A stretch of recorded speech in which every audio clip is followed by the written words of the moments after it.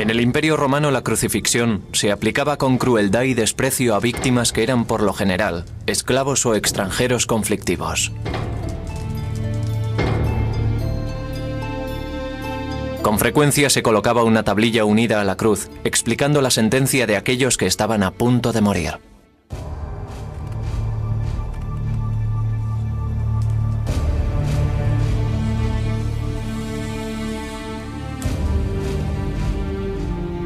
Esta es la historia de cómo una de aquellas ejecuciones, realizada en una remota provincia del Imperio Romano, se convirtió en la imagen central del cristianismo. Es también la historia de cómo el primer emperador cristiano de Roma, Constantino, cambió el aspecto del mundo cuando hizo trasladar desde Jerusalén lo que algunos consideran la auténtica cruz en la que fue crucificado Jesucristo. Y es la sorprendente historia de cómo puede haber sobrevivido 2000 años un pedazo de esa cruz, la tablilla con la acusación contra él. Tras la cruz verdadera.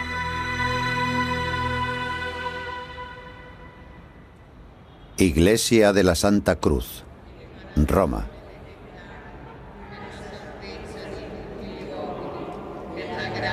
Desde hace 700 años, la Iglesia Romana de la Santa Cruz guarda una pequeña y casi ilegible placa de madera. Aunque la mayoría de los estudiosos la han calificado de falsificación medieval, un historiador cree que puede ser realmente una parte del titulus. La tablilla clavada sobre la cruz de Cristo con la burlona frase dictada por Poncio Pilatos: Jesús de Nazaret, Rey de los Judíos. Si eso es cierto, se trata de un objeto de valor inimaginable. Tenía que haber una inscripción en la cruz de Jesús. Era una costumbre romana. Cuando crucificaban a alguien, según la ley romana, la razón del castigo se indicaba en una placa de madera o similar. Como historiador, debo decir que todos los razonamientos, todos los indicios que podemos encontrar, que podemos reunir, nos llevan a la conclusión de que no se trata de leyenda o mito, sino de historia. El profesor Carsten es un experto en idiomas y textos bíblicos, y basa sus afirmaciones en el estudio de estos textos. El relato bíblico de la crucifixión de Jesús de Nazaret describe una ejecución romana típica. Fue una muerte lenta y dolorosa, como era usual en el Imperio Romano. La mayoría de los estudiosos aceptan que Jesús fue crucificado. Los historiadores modernos confirman que las crucifixiones son un hecho históricamente probado. Creemos en un solo Señor Jesucristo, Hijo único de Dios, nacido del Padre antes de todos los siglos, Dios de Dios, luz de luz, Dios verdadero de Dios verdadero, engendrado, no creado, de la misma naturaleza que el Padre. El credo de Nicea resume las creencias cristianas desde el año 325 después de Cristo. Hasta nuestros días se ha repetido en miles de iglesias de todo el mundo en innumerables idiomas. En las conocidas palabras del credo se hace referencia a una figura histórica: Poncio Pilatos. Por nuestro bien fue crucificado por Poncio Pilatos.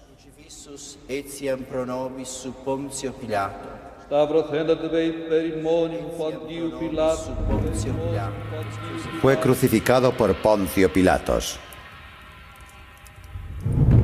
Poncio Pilatos presidió cientos de ejecuciones en la lejana provincia de Judea.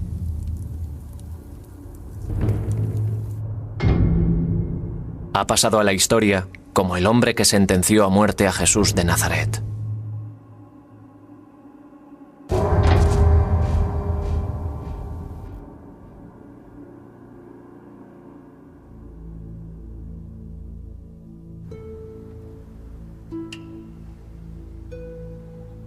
Este antiguo pedazo de madera, en el que aparecen unas de las palabras más fuertes y conmovedoras de la Biblia, en los últimos 600 años solo lo han sacado de su estuche 4 veces.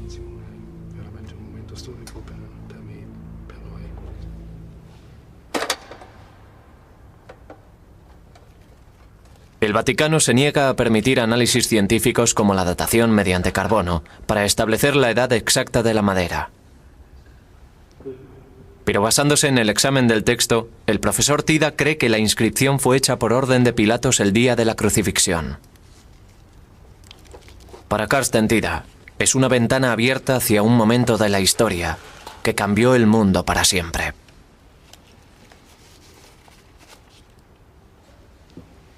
No olvidemos que es la historia de Roma.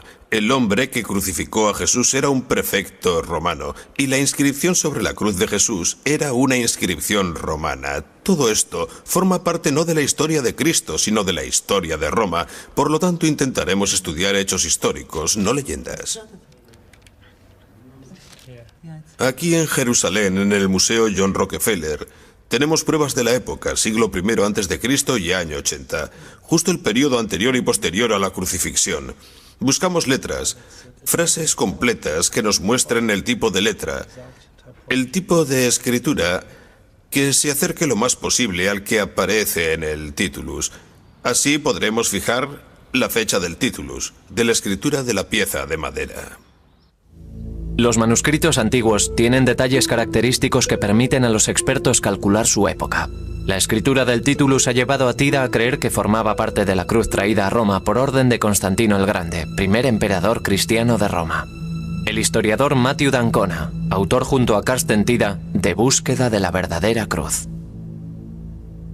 El trabajo de Carsten Tida en el pasado incluye el cambio de fecha de un fragmento del manuscrito del Evangelio de San Mateo a los años 60 del siglo I, lo que ha transformado radicalmente el debate sobre los orígenes del Evangelio.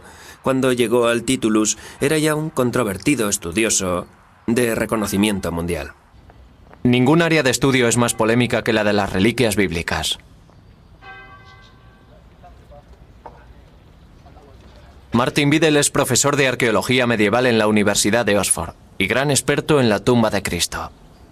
Hay que reconocer que estos objetos, las reliquias, son objetos reales y un asunto que vale la pena estudiar. Son muy interesantes, tanto si se trata del sudario de Turín o del Titulus de Santa Cruz. Son objetos dignos de estudio, pero debemos acercarnos a ellos con una cierta dosis de escepticismo. Hay que dejar claro que sabemos de verdad y realizar pruebas para ver de qué se trata. Desde la Edad Media se han fabricado muchas reliquias falsas que se guardan en iglesias de todo el mundo. La mayoría de estos objetos no tienen base histórica.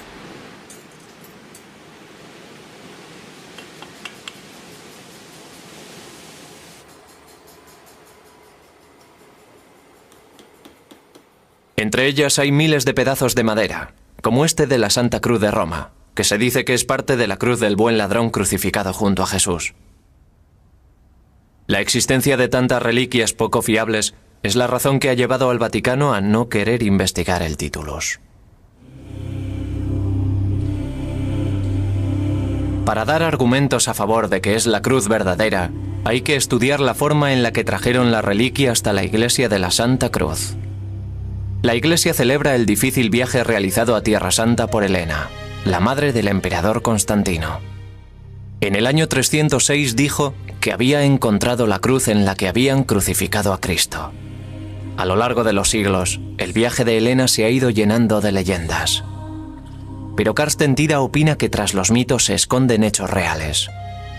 La iglesia de la Santa Cruz esconde un secreto. Parte de ella pertenece a una estructura romana anterior. Y detrás de la iglesia están las ruinas del Palacio de Helena. Tida cree que Helena trajo a este lugar el Titulus y parte de la verdadera cruz. El hecho de que este fuera el Palacio de Helena da peso a la creencia de Tida de que el Titulus no es otra dudosa reliquia más, sino un objeto histórico y el resultado del viaje de Helena. Dentro de la iglesia, el descubrimiento de Helena se recrea en frescos situados sobre el altar. Aunque tenía 80 años cuando hizo el viaje a Jerusalén, se le representa como a una mujer joven. El acontecimiento está rodeado de mitos.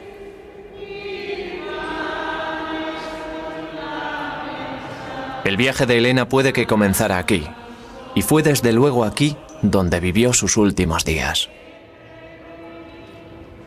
Roma está llena de pistas que apuntan hacia la autenticidad del viaje de Helena. Cerca de la Santa Cruz está el poco visitado monasterio Cuatro Coronados.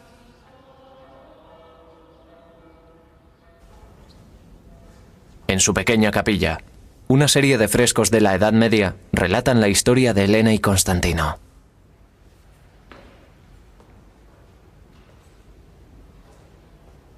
Tida cree que las leyendas se basan en el hecho histórico del viaje de Helena.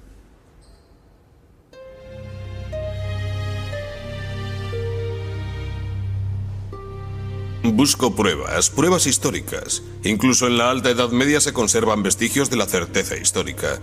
Parte de eso se ha rodeado luego de leyendas e historias que han pasado a formar parte de la tradición de la Iglesia.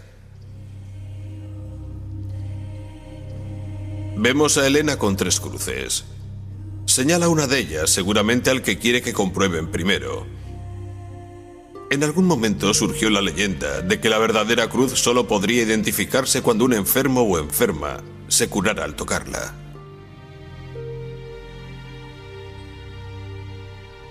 El siguiente paso es un misterio. ¿Qué ocurrió aquí? Es algo que no podemos ver. No sabemos nada más. Parte de nuestra búsqueda es averiguar qué ocurrió. ¿Era el Titulus?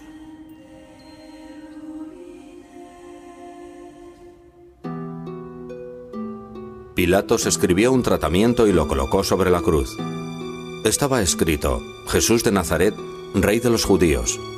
Muchos judíos vieron la inscripción porque el lugar donde fue crucificado Jesús estaba cerca de la ciudad. El relato de la crucifixión de Jesús.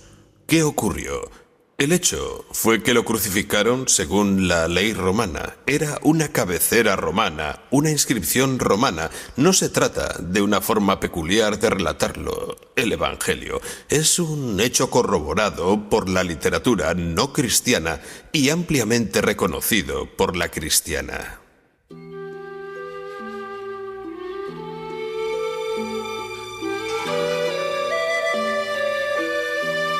La sección del Titulus que se conserva es solo una parte de la madera en la que se podía leer: Jesús de Nazaret, Rey de los Judíos. Podía leerse en 3 idiomas: hebreo, griego y latín, en ese orden. El orden de los idiomas no concuerda con las fuentes literarias que se conservan de los 4 evangelios ni con relato posterior alguno. Eso por sí mismo excluye la falsificación posterior. El falsificador copia obviamente un modelo que ya existe, pero todos los modelos, los evangelios y todos los demás muestran los idiomas en orden diferente. Para Tida esto demuestra que el Titulus se escribió antes que los evangelios.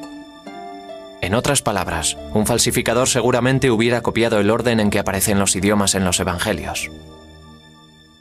Segundo, algo que se ve inmediatamente al mirar la pieza de madera es que la segunda y tercera líneas, las del griego y latín, están escritas de derecha a izquierda como el reflejo de un espejo.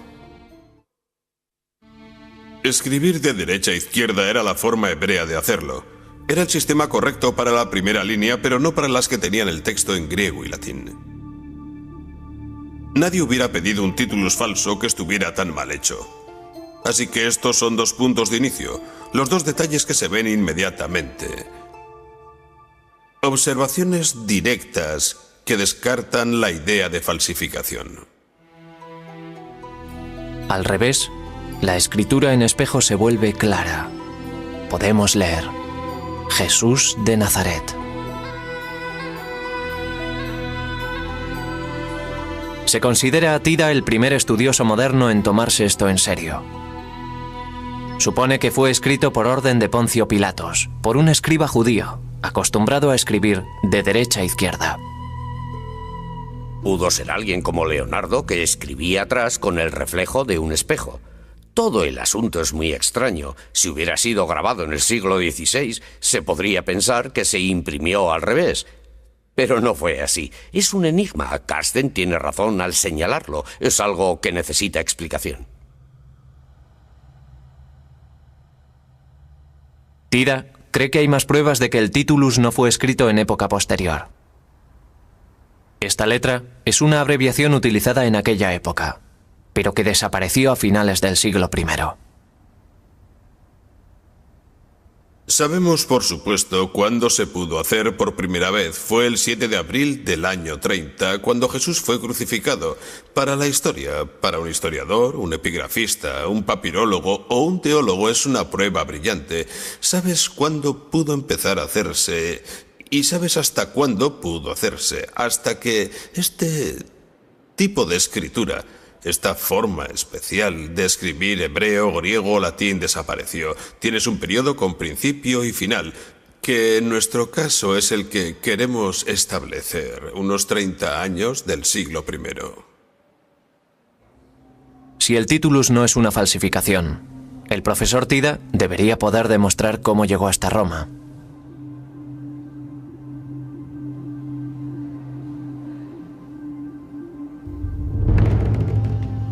El viaje de Helena a Tierra Santa fue el resultado del deseo de su hijo Constantino de unir el Imperio Romano en torno al cristianismo. Un proceso que había comenzado 20 años antes en York, Inglaterra. En el año 306, Constantino el Grande fue aclamado emperador aquí, en el límite norte del Imperio Romano, tras la muerte de su padre Constancio. Imperio Romano, 306 después de Cristo. El Imperio Romano estaba controlado por 4 emperadores rivales. Constantino gobernaba el oeste.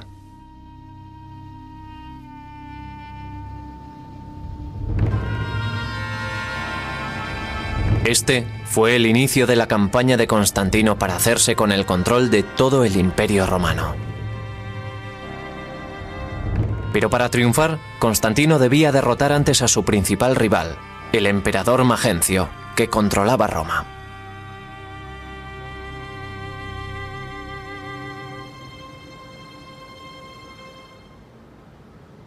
Se trataba de matar o morir, de comer o ser devorado. El experimento de tener 4 emperadores en el Imperio Romano no iba a funcionar. Cuanto antes pusiera en marcha su plan y actuara, pasara a la acción, mejor sería para él y su familia.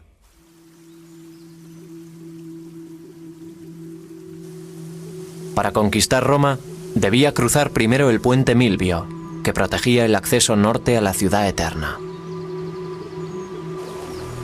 Se dice que Constantino vio una cruz. Se cuenta que vio la cruz superpuesta en el sol. Su biógrafo Lactanio escribió: Constantino fue aconsejado en sueños que colocara el símbolo celestial de Dios en el escudo de sus soldados.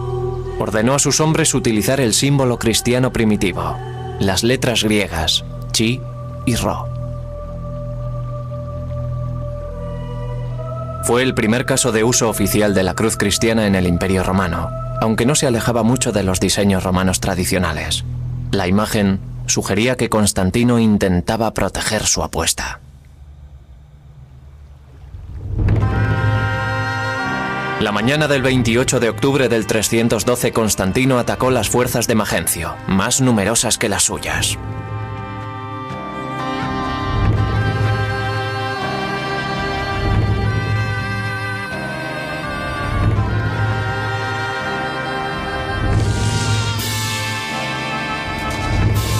Armado con el símbolo de la cruz, triunfó.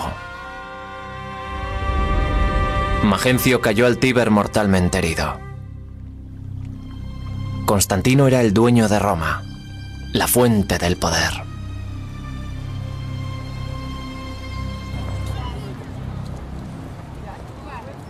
Justo al lado del Coliseo, construyó un arco del triunfo para conmemorar su victoria militar y política.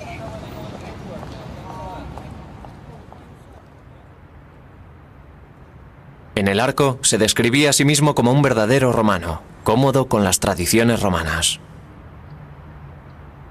Poco después de su victoria, detuvo la persecución del cristianismo. La única pista de sus propósitos fue este discreto tributo a la inspiración divina.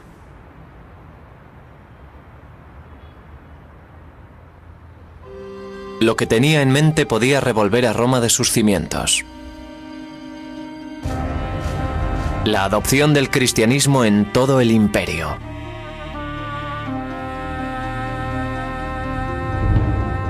Tras consolidarse, miró hacia Tierra Santa buscando un elemento común en la diversidad del imperio, algo que sirviera para mantenerlo unido.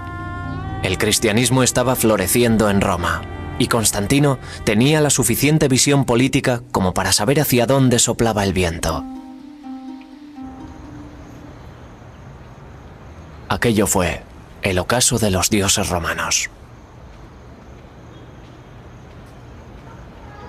En las catacumbas que se hallan bajo las calles de Roma, hay pruebas abundantes de que en la época en que Constantino se hizo con el poder, el avance del cristianismo era imparable. Los emperadores anteriores habían intentado acabar con él, pero el cristianismo iba reemplazando gradualmente a los dioses y símbolos romanos, algunos de los cuales aún se pueden ver aquí. Era un periodo de transición, y Constantino comprendió que no debía quedarse atrás con los dioses romanos.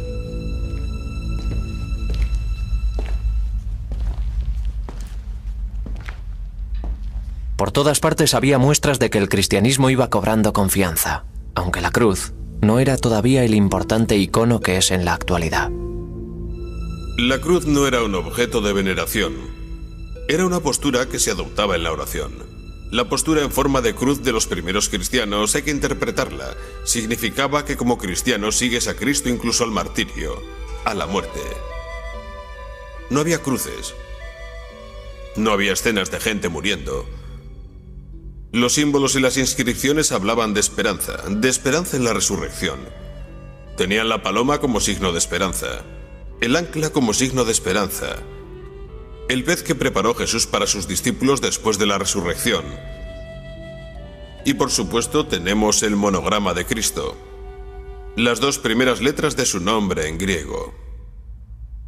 Lo que hizo Constantino, con mucha inteligencia, fue reinterpretarlos, asegurarse de que la gente entendiera el viejo sistema, los viejos símbolos, los viejos signos habían adquirido una nueva y profunda significación cristiana. La cruz se convirtió en su talismán, en el símbolo de su triunfo y de la unidad del imperio. El siguiente paso de Constantino fue convertir el símbolo en algo real. Para hacerlo, necesitaba la prueba de que el cristianismo era una fe basada en hechos históricos, lo que lo convertía en algo muy diferente a creer en los dioses romanos. El profesor Tida ha venido al Museo Británico en busca de Helena, que tuvo un papel fundamental en toda esta historia. Constantino consiguió el apoyo de esta extraordinaria mujer de 80 años, que fue a Tierra Santa a buscar la prueba que necesitaba.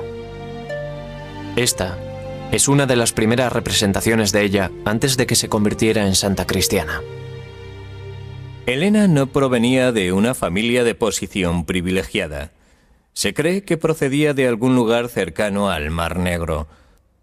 Se la consideraba una intrusa, una advenediza, alguien poco digno de ser la primera esposa de un emperador respetable.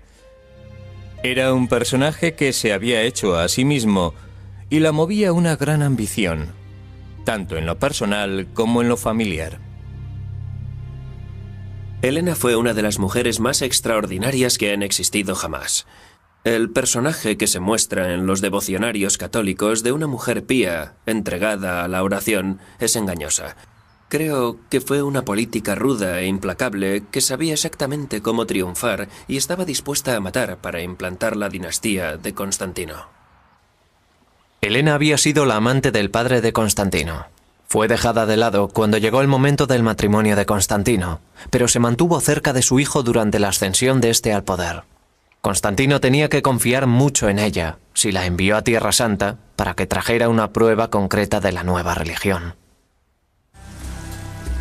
Estoy convencido de que desde la perspectiva histórica es una historia verdadera. Creo que fue a Jerusalén y encontró algunos objetos relacionados con el personaje histórico de Jesús. Helena tenía 80 años cuando comenzó el épico viaje a Tierra Santa. De todos los lugares que visitaba, llegaban emocionados informes de sus progresos. Estaba sucediendo algo totalmente nuevo en la historia. Era el primer peregrinaje real. El viaje de Helena a Tierra Santa fue la conclusión lógica de la estrategia de cristianización que ella y su hijo llevaban practicando durante más de una década. Tenían buenas razones para creer que encontrarían algo cuando llegaran a Jerusalén.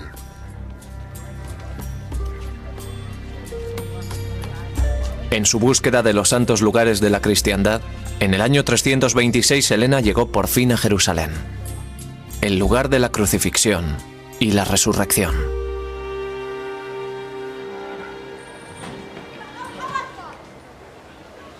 Actualmente muchos de los lugares han desaparecido o están enterrados tras 2 milenios de ocupación y reconstrucción. Pero cuando llegó Helena, 200 años después de la crucifixión, los lugares eran todavía fáciles de encontrar. Demostrar que el Titulus es auténtico es vital para Carsten Tida, para probar que Helena buscó en los lugares adecuados. El tema de la autenticidad de los santos lugares conocidos, y sobre todo el de la tumba de Jesús, es un tema largamente debatido.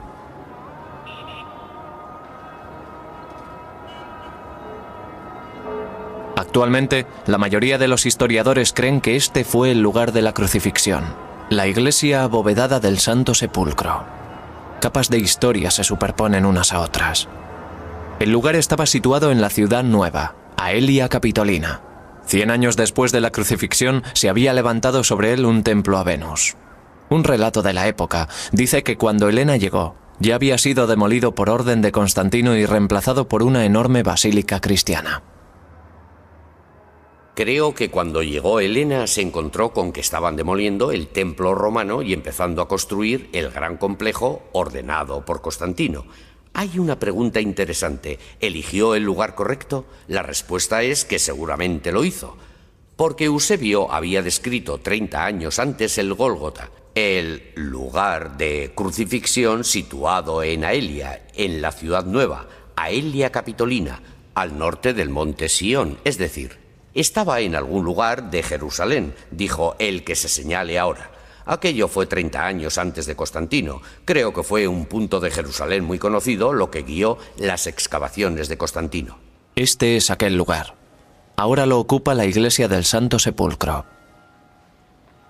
Durante los primeros siglos de la cristiandad, el Gólgota, el lugar donde actualmente se alza la iglesia del Santo Sepulcro, no tuvo rival.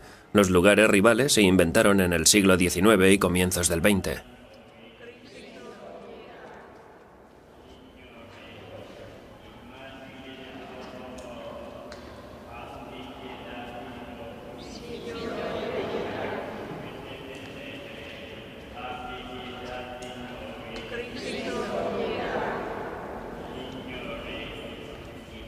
La prueba de que este es el verdadero lugar de la crucifixión y el punto exacto donde excavó Helena se encuentra bajo la iglesia.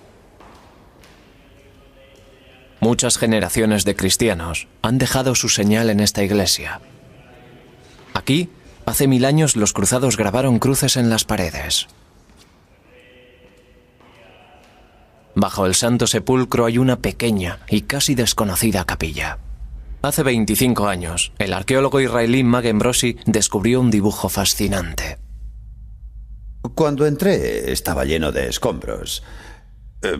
No estaba como lo ven hoy, pero estaba muy claro.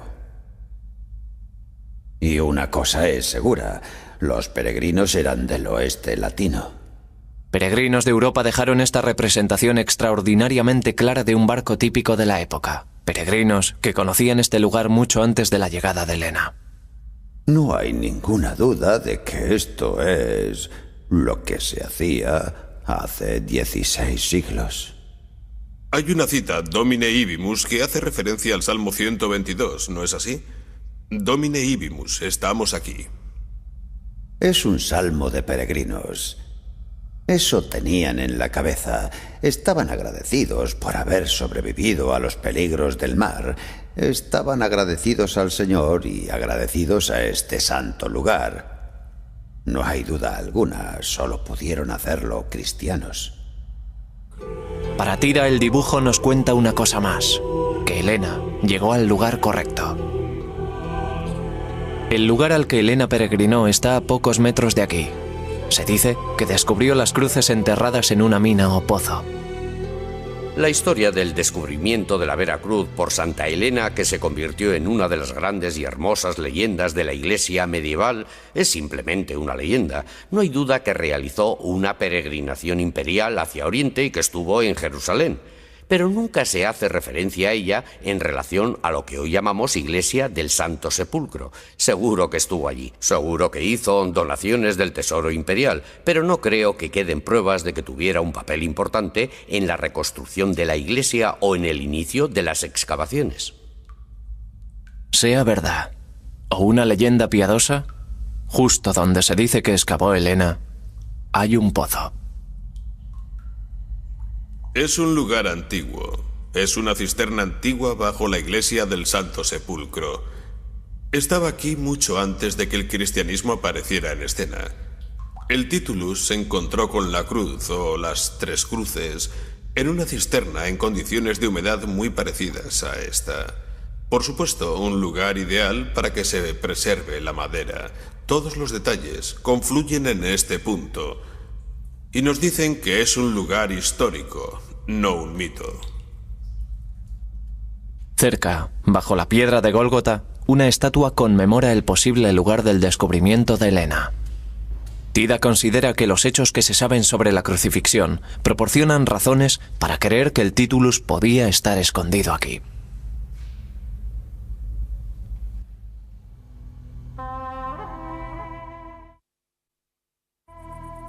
Tomaron pues a Jesús, y él, cargando con su cruz, salió hacia el lugar llamado Calvario, que en hebreo se llama Gólgota.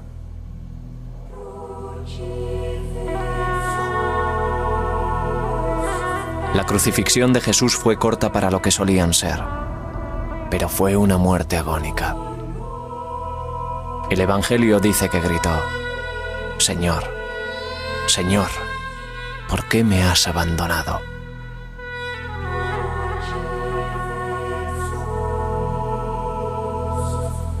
Había varias formas de crucificar. Me refiero a que había cruces diferentes. La inventiva sádica del equipo de crucifixión variaba la forma de colocar el cuerpo en la cruz.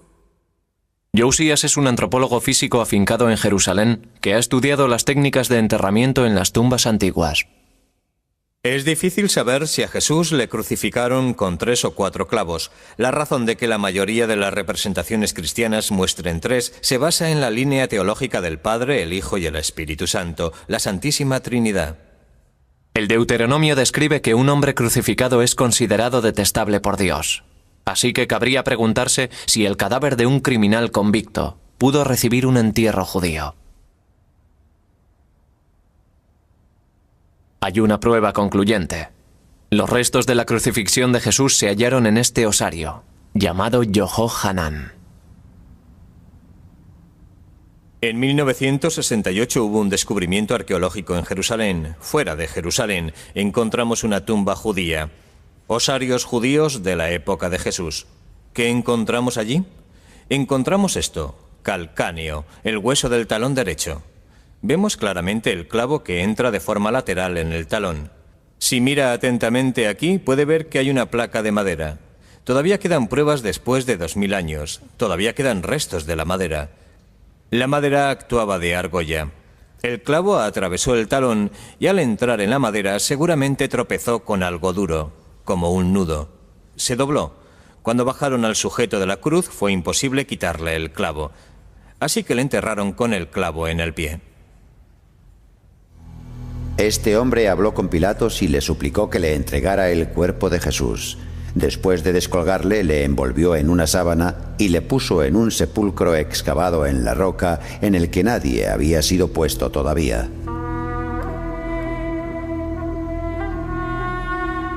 La localización de esta tumba y lo que ocurrió en los 3 días siguientes a la crucifixión resulta fundamental para la teoría de Tida. Por las investigaciones realizadas durante los últimos 100 años, sabemos que el lugar conocido como la Iglesia del Santo Sepulcro es un antiguo cementerio judío, un cementerio de tumbas excavadas en la roca. usado entre el siglo I antes de Cristo y el siglo I después de Cristo. Por tanto, es posible que hubiera un sepulcro recién excavado en la roca, José de Arimatea, donde ahora está la iglesia. Es una posibilidad razonable. José de Arimatea pidió explícitamente a Pilatos que le permitiera bajar a aquel hombre de la cruz y enterrarlo. Por tanto, pudo ser la persona que cogió y guardó la inscripción para pasársela a algún miembro de la familia de Jesús, como María, que estaba allí. Pero el Evangelio también cuenta que Jesús se alzó de la muerte, que la tumba apareció vacía con la piedra desplazada. Aunque no puede estar seguro, el profesor Tida cree que el titulus y la cruz permanecieron en Jerusalén cerca de la tumba de José de Arimatea, y que los cristianos lo sabían. Cree que los objetos sagrados estaban enterrados bajo la ciudad romana cuando Helena los encontró en el 326. Hemos oído decir que durante la demolición del templo romano se removieron tierra, piedra y madera. Yo lo veo de una forma simple. Se encontraron algunos pernos de madera durante la construcción de la iglesia de Constantino. Era un complejo enorme, no una simple iglesia. Y la certeza de las pruebas que aquella gente necesitaba no era el tipo de certeza que buscamos actualmente. Había gran cantidad de vigas de madera y supongo que alguien dijo: «Dios mío, ¿qué puede ser esto? Mirad dónde estamos. Tienen que ser fragmentos de la verdadera cruz». Puede que parezca tonto, pero no creo que sea tonto. Muestra simplemente otra actitud.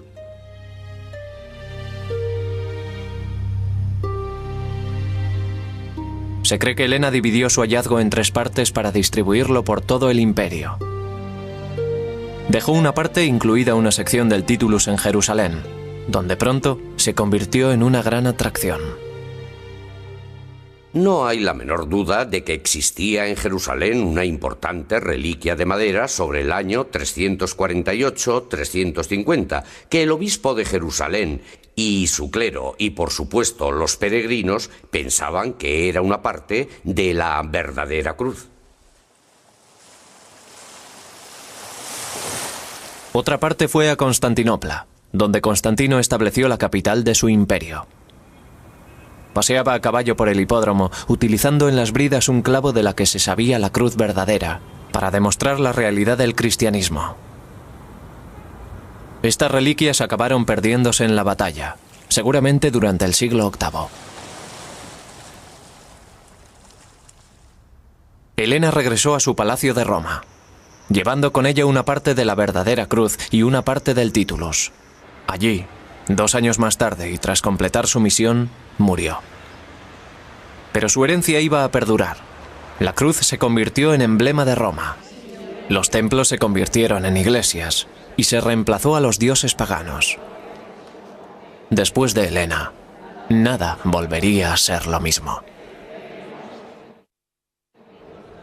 Constantino y su madre habían impulsado el cristianismo hacia la supremacía. La cruz se convirtió en el símbolo más fuerte y famoso que el mundo había visto jamás. Era la expresión del triunfo del cristianismo. Era su logotipo. Constantino siguió su lento acercamiento personal al cristianismo. En el año 337 prohibió la crucifixión y fue bautizado poco antes de su muerte. Una moneda le muestra ascendiendo a los cielos en un carro de aspecto sospechosamente pagano. Fue ambiguo hasta el final. El viaje de Helena a Tierra Santa fue el catalizador del cambio. ¿Pero qué ocurrió tras su muerte con las reliquias que había descubierto? Durante 7 siglos, lo que se creía la verdadera cruz y el titulus que Helena dejó en Tierra Santa se exhibieron compartiendo las conquistas y pérdidas de los santos lugares. Cuando en el siglo XI llegaron los primeros cruzados que tomaron Jerusalén, tomaban el símbolo de la cruz para atacar a sus enemigos, fortalecidos por lo que consideraban la verdadera cruz.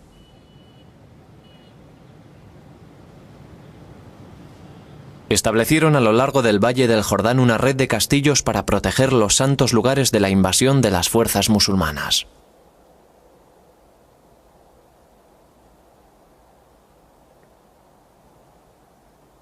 Los caballeros cruzados llevaron fragmentos de la verdadera cruz al castillo de Belbor, antes de partir al encuentro del invasor junto al lago de Galilea. En 1187 se luchó en Hattin una terrible batalla. En ella, Saladino, general de las tropas musulmanas invasoras, derrotó al ejército de los cruzados cristianos comandado por el obispo de Acre, que había acudido a la batalla, llevando la cruz verdadera. Relato musulmán de la batalla. La caballería cargó una y otra vez entre la neblina reverberante. Atormentaba la sed. Ardía el viento y los corazones estaban ansiosos. Los perros dejaban colgar sus lenguas y aullaban bajo el ardiente sol. Deseaban llegar al agua, pero había que cruzar antes un infierno en llamas. Un insoportable calor se apoderó de ellos. La verdadera cruz ardió y se creyó perdida para siempre. El bien más preciado de la humanidad quedó reducido a cenizas.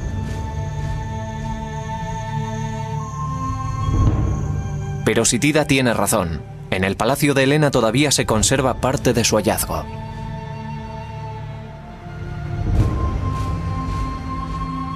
El Titulus permaneció oculto desde el 326 hasta que fue descubierto en 1492, tras este fresco de la capilla de Helena. Estaba oculto en un cofre, detrás de esta piedra. El descubrimiento del Titulus despertó un enorme interés. El gran Miguel Ángel en persona inspeccionó la tabla y realizó su único crucifijo en madera, imitando la misteriosa escritura inversa. También el Greco pintó las letras de la tabla.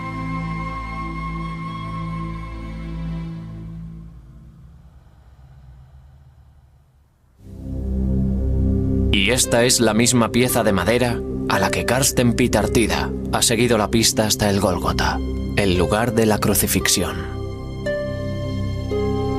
Todavía se distingue con claridad las líneas en griego y latín, y lo que queda del hebreo. Y hay restos que pueden ser del pigmento blanco y rojo que usaban los romanos para colorear estas cabeceras. Se trata de madera de nogal, corriente en los tiempos romanos, y que se encuentra por todo el Mediterráneo. Se trata de la tabla que Poncio Pilatos ordenó poner hace 2000 años sobre la cruz de Jesús, para burlarse de él, proclamándole rey de los judíos.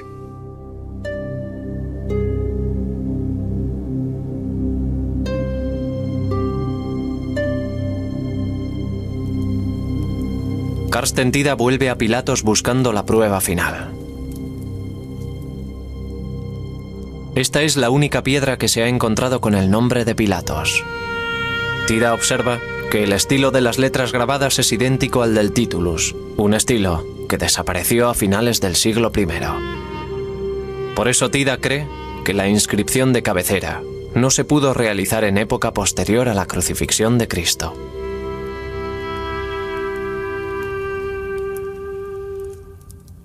Estoy totalmente convencido de que el Titulus es la inscripción auténtica de la cabecera de la cruz de Jesús. Por supuesto, no es una fórmula matemática, no puede probarse como 2 por 2 son 4, no puede hacerse con temas de la antigüedad. Nunca sabremos si Alejandro Magno desató el nudo gordiano o si César cruzó alguna vez el Rubicón, pero hasta ese grado de certeza o incertidumbre, estoy convencido de que era el Titulus lo que estaba encima de la cabeza de Jesús en la cruz. Independientemente del verdadero origen de esta pequeña pieza de madera, con las palabras más poderosas del Evangelio grabadas en ella, y de la exactitud del análisis del profesor Tida, es indiscutiblemente cierto que Constantino y su madre cambiaron para siempre el curso de la historia. Fueron ellos quienes propagaron por todo el mundo el símbolo de la cruz. Y fueron ellos quienes convirtieron una ejecución realizada en un oscuro rincón de Roma en la imagen de la redención cristiana. Lo que Carsten Tida ha demostrado, más allá de toda duda, es que no se trata de una falsificación medieval, Ha obligado a la gente a preguntar ¿qué es esto? Una pregunta que llevaba siglos sin plantearse. Eso es lo emocionante de su trabajo. No ha encontrado la respuesta irrefutable que satisfaga a todos. No existe esa respuesta para un objeto así. Pero ha obligado a la gente a hacerse preguntas ¿qué es este pedazo de madera? ¿De dónde ha salido? Eso es lo extraordinario de su labor.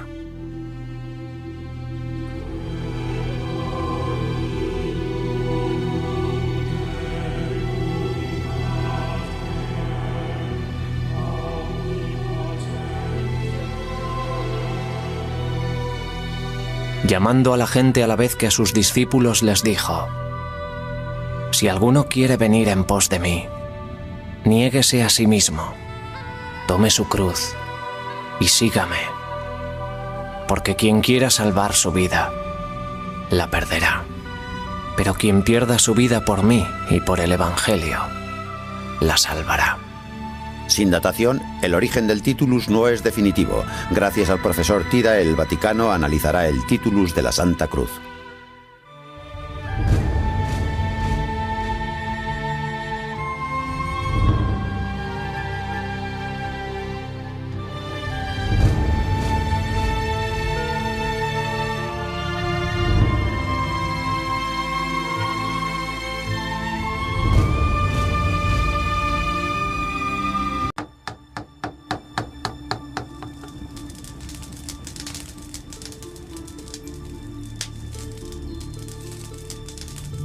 En el Imperio Romano la crucifixión se aplicaba con crueldad y desprecio a víctimas que eran por lo general esclavos o extranjeros conflictivos.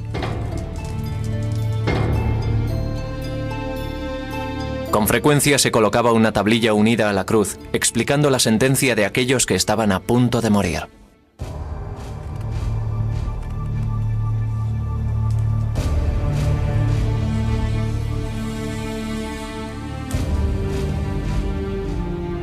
Esta es la historia de cómo una de aquellas ejecuciones, realizada en una remota provincia del Imperio Romano, se convirtió en la imagen central del cristianismo. Es también la historia de cómo el primer emperador cristiano de Roma, Constantino, cambió el aspecto del mundo cuando hizo trasladar desde Jerusalén lo que algunos consideran la auténtica cruz en la que fue crucificado Jesucristo. Y es la sorprendente historia de cómo puede haber sobrevivido 2000 años un pedazo de esa cruz, la tablilla con la acusación contra él.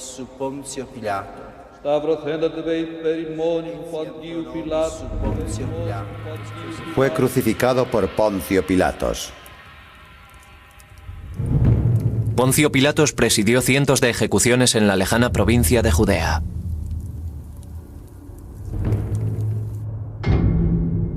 Ha pasado a la historia como el hombre que sentenció a muerte a Jesús de Nazaret.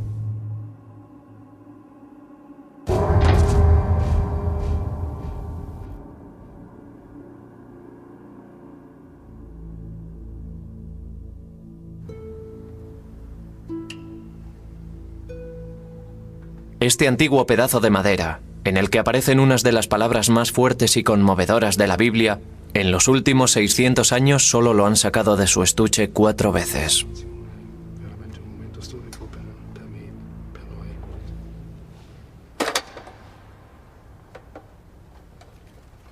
El Vaticano se niega a permitir análisis científicos como la datación mediante carbono para establecer la edad exacta de la madera. Pero basándose en el examen del texto, el profesor Tida cree que la inscripción fue hecha por orden de Pilatos el día de la tras la cruz verdadera.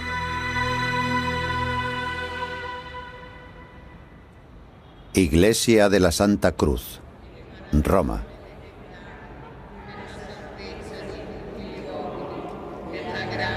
Desde hace 700 años, la Iglesia Romana de la Santa Cruz guarda una pequeña y casi ilegible placa de madera. Aunque la mayoría de los estudiosos la han calificado de falsificación medieval, un historiador cree que puede ser realmente una parte del Titulus, la tablilla clavada sobre la cruz de Cristo con la burlona frase dictada por Poncio Pilatos: Jesús de Nazaret, Rey de los Judíos. Si eso es cierto, se trata de un objeto de valor inimaginable. Tenía que haber una inscripción en la cruz de Jesús. Era una costumbre romana. Cuando crucificaban a alguien, según la ley romana, la razón del castigo se indicaba en una placa de madera o similar. Como historiador, debo decir que todos los razonamientos, todos los indicios que podemos encontrar, que podemos reunir, nos llevan a la conclusión de que no se trata de leyenda o mito, sino de historia. El profesor Carsten es un experto en idiomas y textos bíblicos, y basa sus afirmaciones en el estudio de estos textos.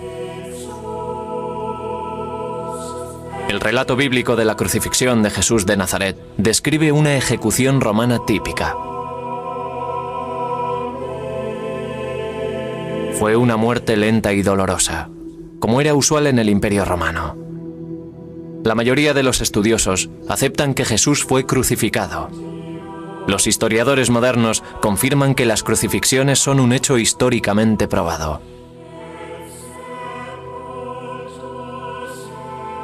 Creemos en un solo Señor Jesucristo, Hijo único de Dios, nacido del Padre antes de todos los siglos, Dios de Dios, luz de luz, Dios verdadero de Dios verdadero, engendrado, no creado, de la misma naturaleza que el Padre. El credo de Nicea resume las creencias cristianas desde el año 325 después de Cristo. Hasta nuestros días se ha repetido en miles de iglesias de todo el mundo en innumerables idiomas.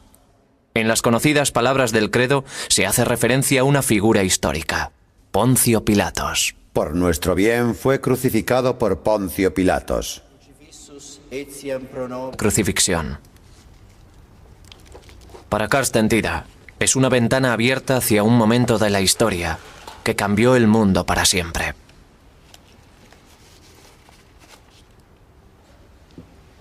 No olvidemos que es la historia de Roma. El hombre que crucificó a Jesús era un prefecto romano y la inscripción sobre la cruz de Jesús era una inscripción romana. Todo esto forma parte no de la historia de Cristo, sino de la historia de Roma.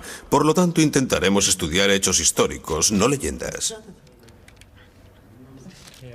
Aquí en Jerusalén, en el Museo John Rockefeller, tenemos pruebas de la época, siglo I a.C. y año 80, justo el periodo anterior y posterior a la crucifixión.